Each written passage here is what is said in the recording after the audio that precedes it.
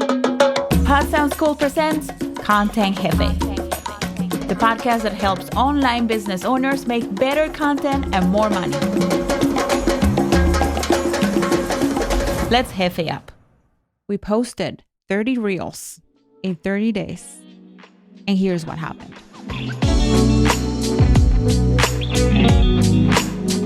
Amigo, amigazo de mi alma, aquí estamos with another Content Jefe episode brought to you Mi costilla. by the Pod Sounds School. Here, we'll teach you how to make better content and more money. Yeah, and if you're an online business owner or you're just content creation curious, welcome to the party, the fiesta of Spanglish, attitude, but also Freakouts. Yeah, everything.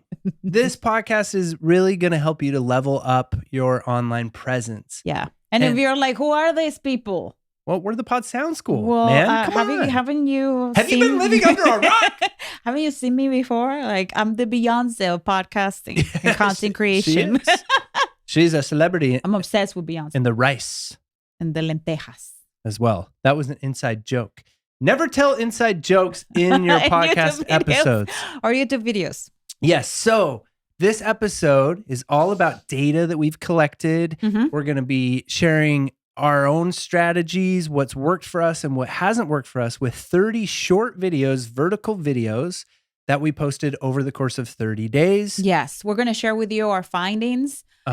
This is going to be very interesting and very useful for you. Yes, especially if you are thinking about becoming a vertical video virtuoso and starting to share videos Virtuoso? virtuoso on TikTok or on Instagram or both at the same time. And maybe even want to throw in YouTube Shorts to the mix there as well too, because it could be the same video on 3 different platforms. Mm-hmm. And it's kind of all the rage right now. Is it all the rage or all the rave? Could it be both? Don't ask me. I don't know. I get all of that wrong. Welcome to Pod Sound But before School. we get into the episode, I want to thank you for being a listener or for watching us. Our audience is growing and growing. When we started in podcasting, we had our Pod Sound School podcast, and then we had the idea of having Content Jefe this year, and we went with it.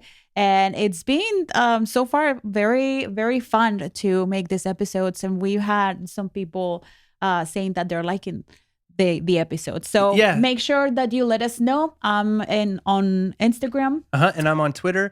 You can Sounds also cool. watch this podcast. It's a video podcast on Spotify or YouTube, or you can listen to the audio version of the podcast on any of the podcast players or apps. Yeah. So with that, let's get come and see my right face. to it. 30 days, 30 vertical videos. We are going to focus on what happened on Instagram and what happened on TikTok. Maybe you could share our findings first, and then we could look at, and maybe while you're sharing the findings, you could also talk about why you think the best videos perform the way they did. Okay. And then maybe why you think the worst videos perform the way they did. And then we can get a little bit into what we're going to change in the future and how we're going to adjust our strategy moving forward. And I think that'll be most helpful for you. So let's go ahead and do it. Let's do it. Okay. So we started this experiment because we wanted to get into short format video. It's been a thing that I've been trying to get Steven on board with it. I was very he had a few judgmental. hesitations and he was very freakouts. judgmental. He's still very judgmental regarding TikTok. I think it rots your brain. Let me know in the comments how you feel, or let us know If your how brain you feel isn't about rotted TikTok. away already. I know that there's a lot of people. Do you think it's our generation that is kind of reluctant to hop on there? I I don't know. Maybe it's the dancing and the videos. There was a person I love a lot on Twitter that I talk to a lot. And she said that TikTok is not for serious people. And so I think it is our generation. I think it is. And people a little older where it's like, I'm not going to dance or shake my butt or point at bubbles. Or the lip syncing. The lip syncing. Something funny that I came across the other day is like, do you remember Milli Vanilli? Yeah, I love Milli Vanilli. They're like, Come what on. would they think about it? What would Milli and Vanilli think about TikTok? Remember that they were like in big trouble because they were lip syncing. They were not the real. They had these modules that looked very cute and attractive, and the real Milli Vanilli We're not very cute and attractive. Anyway, I digress.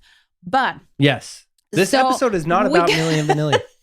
We decided to, okay, let's embrace it. Let's go full on it. We're not going to do any dancing. We're going to be share what we know. And we're going to be share our behind the scenes, and we're going to make it educational. And we started a few months ago, and these are our findings. Yeah, and we're going to just share the findings within a 30-day bracket because of the title of this episode, and we think that'll just be the most helpful, because that's what we encourage for our clients and students, is to pick a posting schedule that's realistic. And so you could do 5 videos a week and take the weekends off. You could do 7 videos a week. And that way you can batch record just 7 videos every week.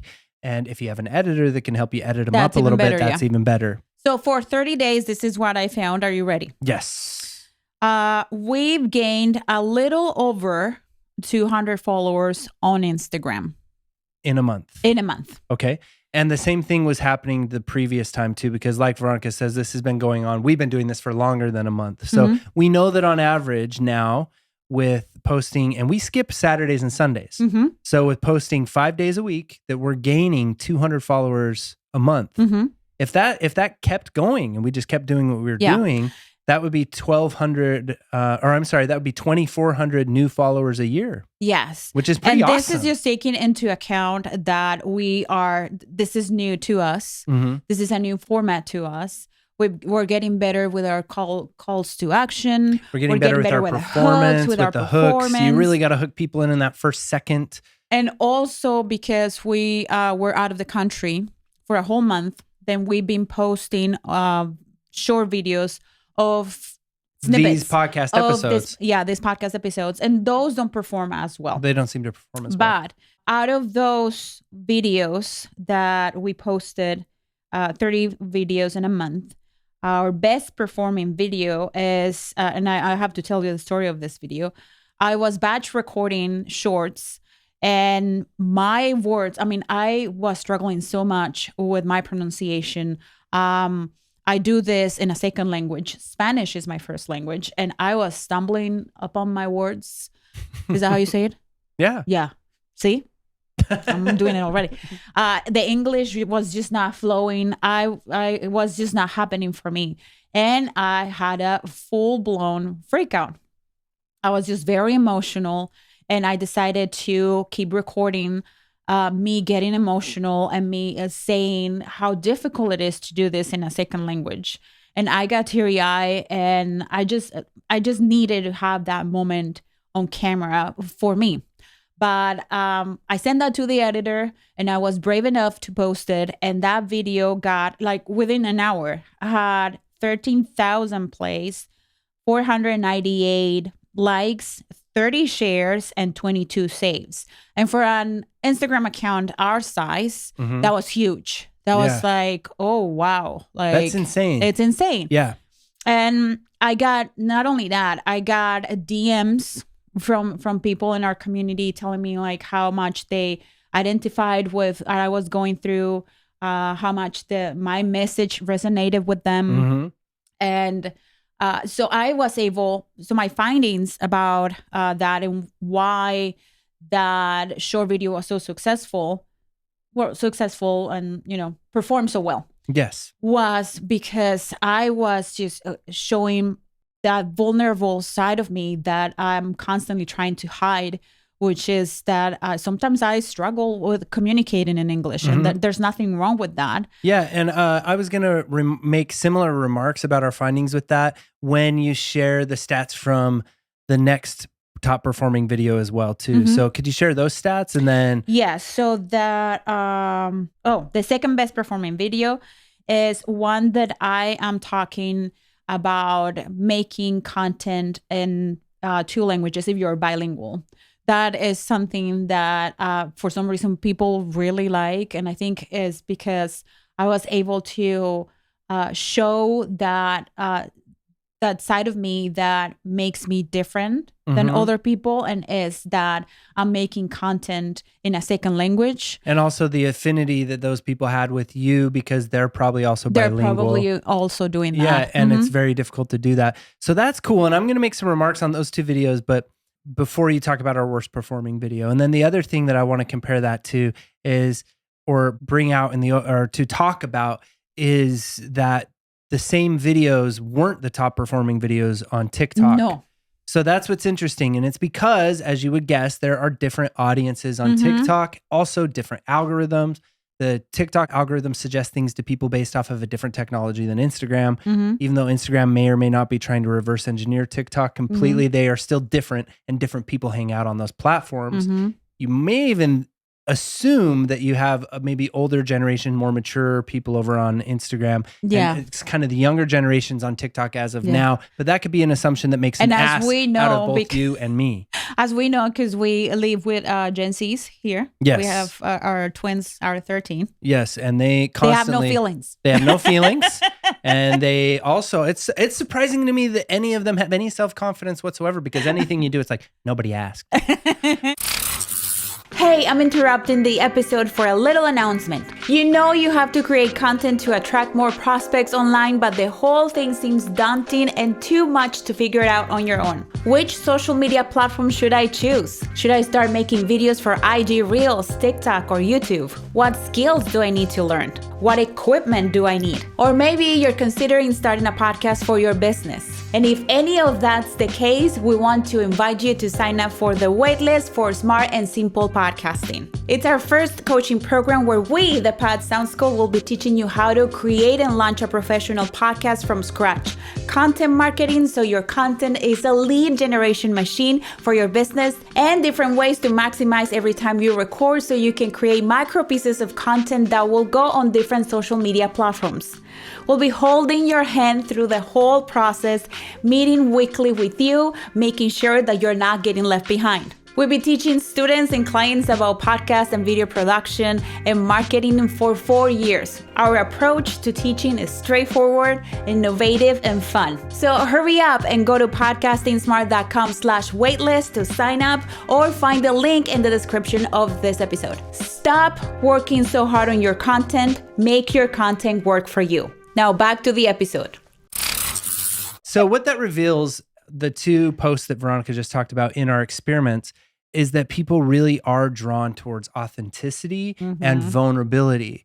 And we've seen that across the board with fellow creators and people on YouTube. It works the same on YouTube.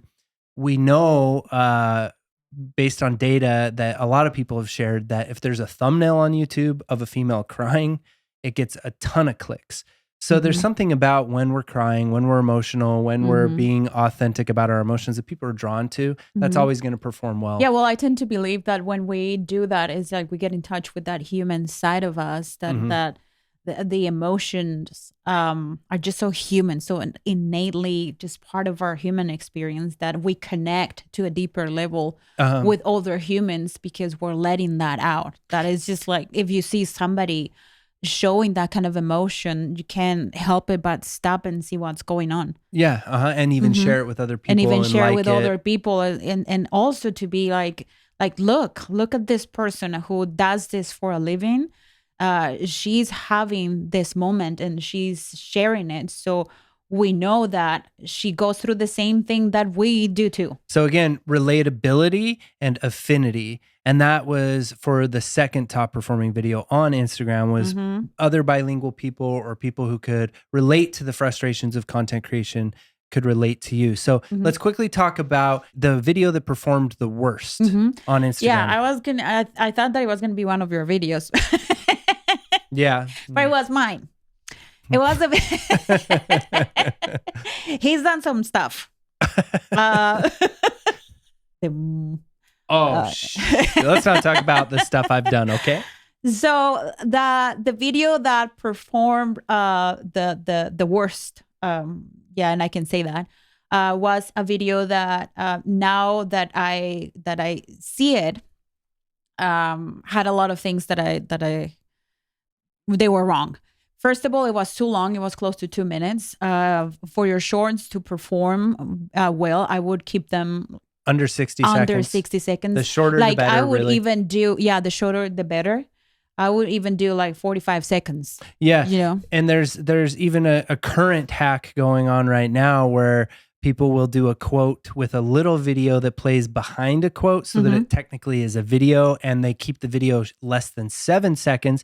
And the reason it loops. So it loops. And when it loops, that tells the Instagram algorithm that you've watched the video 3 or 4 times, and it takes you 3 or 4 times of the video looping in order to read the quote. Who knows how long that hack will actually kind of work before the algorithm catches up to it. Yeah, before Instagram ruins it for us. Yes. But there's a lot of things you can experiment with, and there's also videos you can make that don't have to involve your face. You can do voiceovers, you can do quotes, you can start with videos without actually having to get in front of the camera with your face. So going back to the video, one of the things that I did wrong was to not get into the point faster. That is something that I struggle with. I mean, I've been struggling with that since we started. I just take too long to get to the point, and people, they don't like that in their short videos. They want you to be concise, to the point, deliver the information, and move on. And I didn't do that in that video. Also, I was all over the place. I wasn't focused. I think it was the last video that I recorded for that batch of videos, and I was tired, and that showed. So that's another thing that you should take into account is your energy levels. How you're feeling. Are you feeling frustrated? If you're feeling frustrated and awkward, those will not perform well. You know, it's when you're in that moment, and like we just said with the best performing one, you know, when you don't care, when you let go of control, that can be a big thing. When you just let go of all of the elements and all of the insecurities and all of the control behind your performance, and you just allow yourself to just be in this moment and share a moment with people, that will resonate more with people. Yeah. And I think that there's this thing that we have in the back of our minds is like, and it happens whether your content is educational or lifestyle or whatever, is like, why do they care? Why would they care? They don't, you know, you just like, I've been. Who asked? Yeah. Like, who asked? Did I ask? Did I ask? And I think, for example, the video where I am emotional and crying, I thought, like, who's going to care about me going through this, or me crying, or me having this moment right now? Well, yeah, they do. They do care. They do care about what you have to say. They do care about what you have to share. They do care about what you have to offer and to teach. So just get into the mind that you are needed, that your information, the thing that you're sharing is so needed and so wanted, because it is. Yeah. I'm telling you, it is. Yeah, it is. Absolutely. And then finally, to sort of finish up the comparing and contrasting it to TikTok, TikTok was similar. We got 200 followers a month on average with that same posting frequency, which is also really amazing. That could be, you know, 2,500, 3,000 followers in a year, which, you know, you might be thinking, well, that's not those big million like viral followers, but this is just something that is strategic, that is doable, that can be replicated, that's perfect for business, because with business, our pursuits, we have to be able to collect data on them and know if they're working or not, or know if they're worth our time. So you can just come up with your own schedule of, hey, I'm going to do 5 videos a week and I'm going to start collecting data, and you can expect something similar in terms of followers. Yeah. And so the videos that performed well. So the videos, so here's how different TikTok is. And this is mainly because I think we have close to 6,000 followers on Instagram, I think. Yeah. And so that the video of me sharing something personal, well, we have more followers. People know us more on Instagram. On TikTok, we're just barely starting. So the videos that performed there were first me talking about podcast intros. That one got so far has 3,000 views, over 3,000 views. And the second one was one that Steven did, showing a Canva trick. Yeah, and it was highly edited. I did some cool little tricks in the edit where, you know, I shrink down and the Canva trick comes up, and it was really fun to watch. And Canva is also something that a lot of people are showing Canva tricks on TikTok. So there's an audience for that. I think the algorithm knew who to show that to. and it just picked up really quick. It was a really cool video, but it was a video that took a lot of time, and it's not one that we're going to be doing that same strategy for a while. So Yeah. TikTok's its own beast, and we're continuing to collect data with that. Yeah, we're going to keep posting videos. But so the difference between those two platforms that I can see that will be useful for you to know and to understand is that it's very useful to post tips and information and things that people will share and will save if you're new in a platform. So maybe posting videos about being vulnerable would not perform as well if you're starting on a platform because your following is so low. But when you have accumulated a good amount of followers, and if you just so happen to have one of those moments and you want to share with your audience, then those perform really well. So I think that's the difference. Yeah. I wouldn't stick only to post tips and educational and not content that shows your personality and that allows people to connect with you. Because if you only post tips and things like that, then your audience is not going to connect with you at a personal level, is not going to connect with you as a human being. Yes. If the only thing you do is to tip number one, tip number two. And you need to find the balance between sharing that type of content and also sharing content that shows your personality, shows the behind the scenes, shows you as a human being. Yeah, and that brings us to a perfect sort of final statement there with something that is very useful for your strategy. And that's just to have an overall content strategy, meaning not just a posting schedule that it's going to be 5 videos a week, but what are those 5 types of videos going to be? And what sort of metrics can be notable or that can I gather data on, right? So in Veronica and I's case, it could be it could be videos with just her and videos with just me or videos with the two of us together. That's a metric we could say. People obviously after we get a couple hundred videos on the platform, we're going to know if people like her or me better. And maybe we lean towards one or the other, right? Or you can make videos about any of your content pillars. Maybe you've heard us talk about that before. I'm not going to go into that, but basically just different types of videos that are going to serve your audience in a different way. Tips and tricks are just one of them. And then one of them could be behind the scenes or vulnerabilities or emotions or come along with me on my journey, all of those kind of things. And so with that, definitely let us know what you thought of this episode.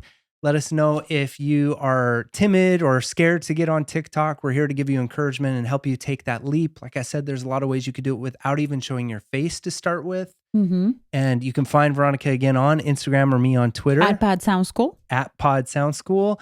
And until next time. Don't be a stranger and do me a favor. Do Veronica. Do Veronica a favor. And follow the podcast and share the podcast with other content creators and online business owners. Yeah, please do. And we will catch you on the next episode. Hasta luego.